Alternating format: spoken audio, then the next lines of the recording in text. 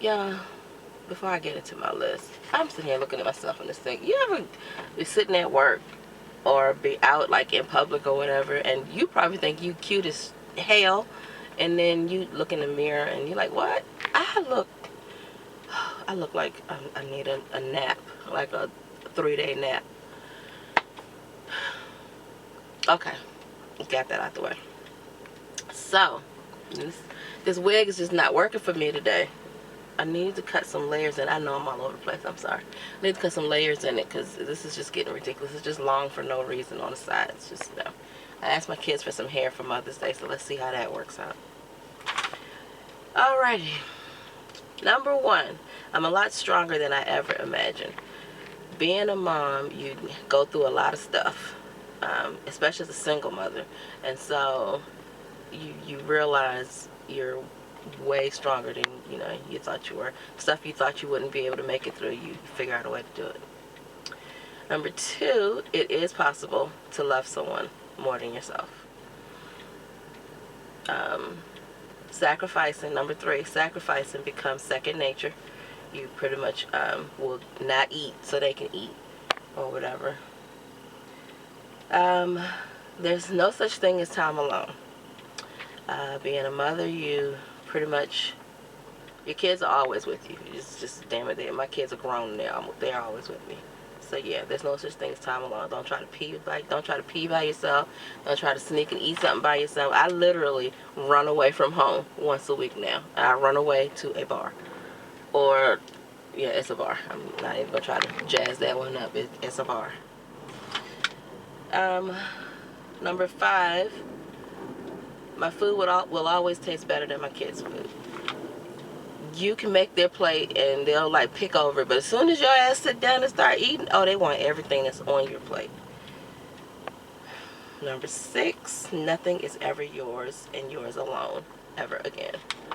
My daughters are 18 and 20, and for the last, I guess, 3 or 4 years, when they first started wearing makeup, they have always taken my makeup. At the beginning of every school year, I would buy everybody their own set of makeup. We go in, you pick out the colors you want, you pick out what you want, lipsticks, you want more eyeshadows, whatever you pick out, that's yours.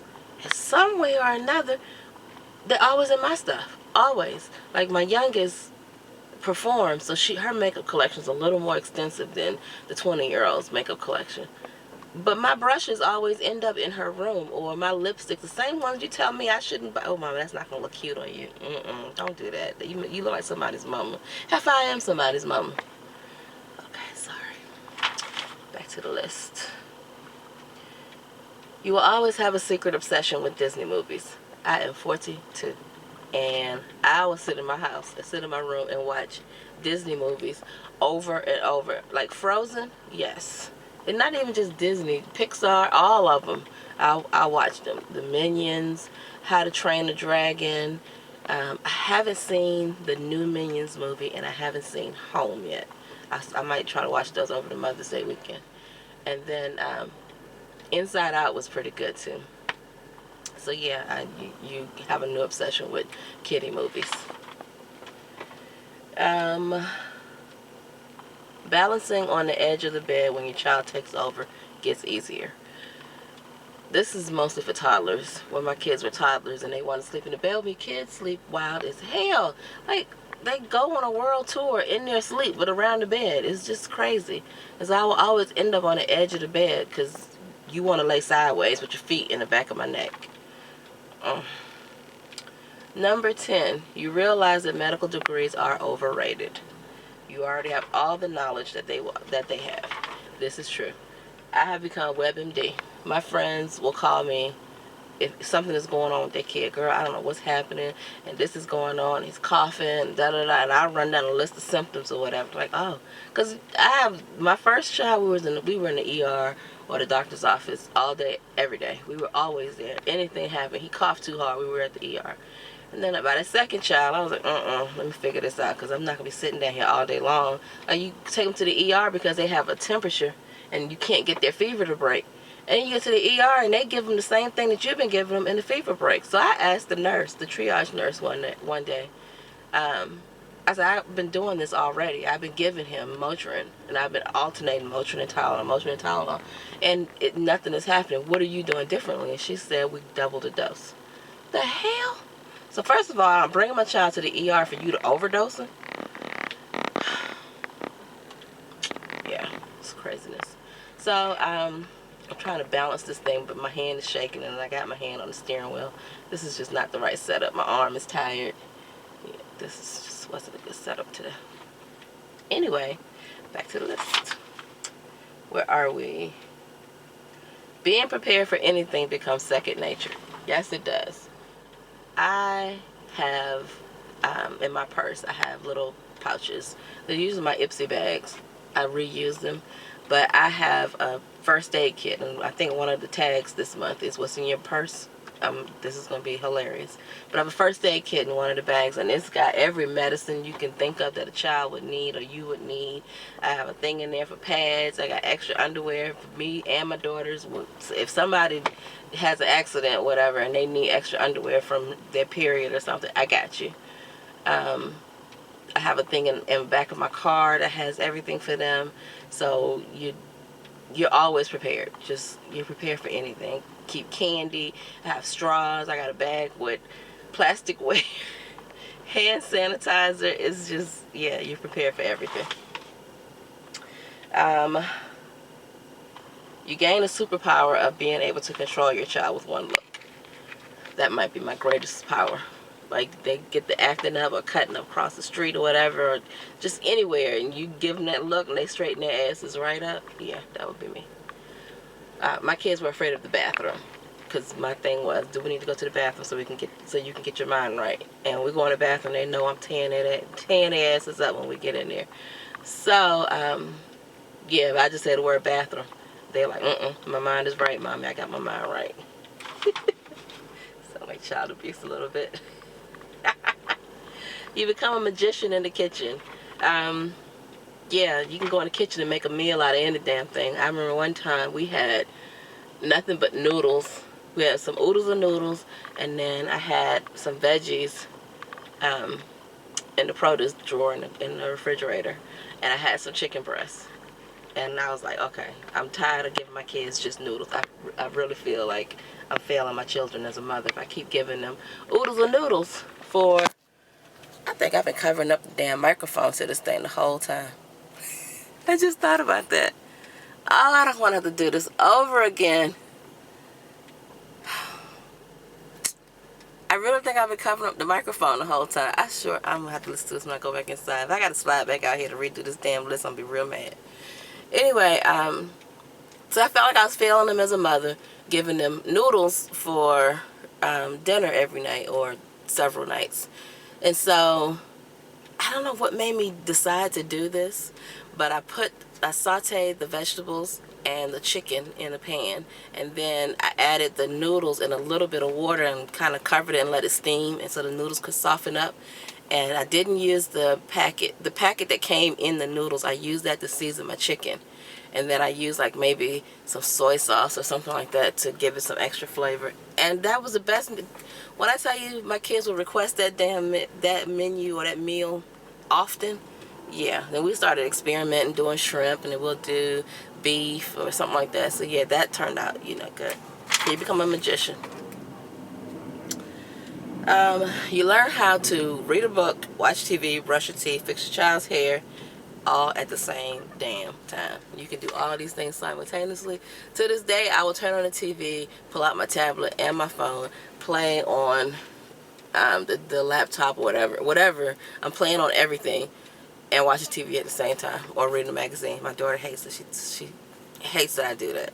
She feels like I'm not paying attention to the TV. But, I'm listening, and I glance over every now and again when the music gets kind of funky. I glance over to see what's about to happen. You live for the day when you can go 24 hours without somebody knocking at your door, asking for something, asking for money. Mommy, can you take me to the mall? I'm hungry. Just 24 hours. That's all I asked for is 24 hours. Just don't talk to me. Nothing. And my kids, like I said, are many adults now, and they still don't do that. So for you ladies who have Little people in your house, it's not going to change. When they get older, it's just not going to change. And then my last one, I think I'm at 15. It's the last one on my sheet, so I'm just going to say I'm at 15. Alcohol really does make life easier. I don't care what anybody tells you. They say, oh, you shouldn't drink. Sorry for the, and then you hear airplanes. I'm at work and I'm right by the airport. Alcohol gets you through the day. It really does. Like, I think I might have choked the shit out of one of my kids if I did not start drinking. And I didn't really start drinking, like, I don't want to say heavily because that's not a drunk. But as often, I will say that. Until I think they might have been like middle school, late middle school, early high school. So, you know, their formative years, I was pretty good and sober for that. But, whew, we got to that old, like my daughters are so close in age, they hit puberty and everything at the same time. And they just, they're both Sagittarians, and it's just, no. So I bounced around between wine, rum, and vodka for the last so many years or whatever. But yeah, alcohol does make things better. You can kind of cope with the madness a little bit better if you have something to sip on. Not to the point where you just pissy drunk and you just miss out on life and you black out and you don't even remember half the shit that happened the day before. No, not that type of drinking.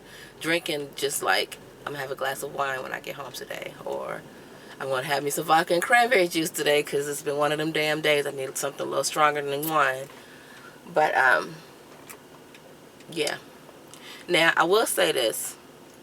I implemented with my kids when they were younger. They were like kindergarten age or whatever.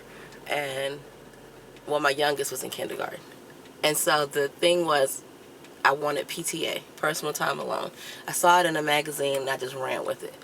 And so for 30 minutes every day, they could not talk to me. Like when I come home from work, for 30 minutes, say nothing to me. You can say hi, mommy, when I first walk in, run in, give me a hug. But for 30 minutes, leave me the hell alone.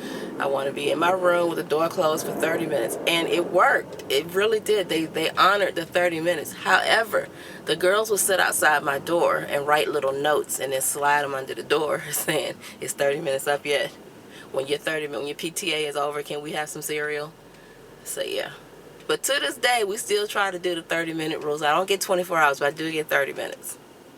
So, happy Mother's Day to all you lovely ladies out there.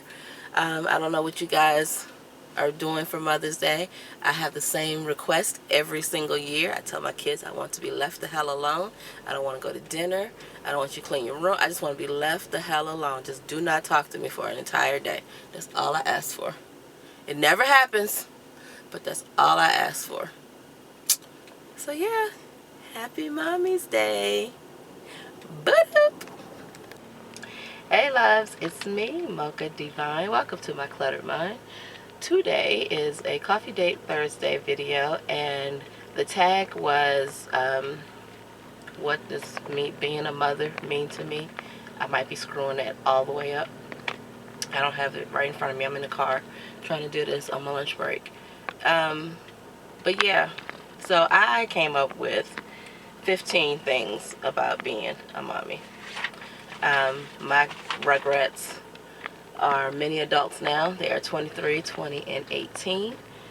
Sorry if y'all hear this humming sound. I had to come outside. That's parked on the top of the freaking parking garage, and it is blazing up here. It's not really that hot outside, but I guess because my car is sitting out here in the sun.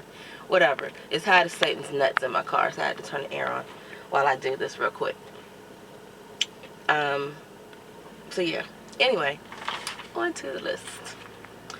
So, number one is, well, number one for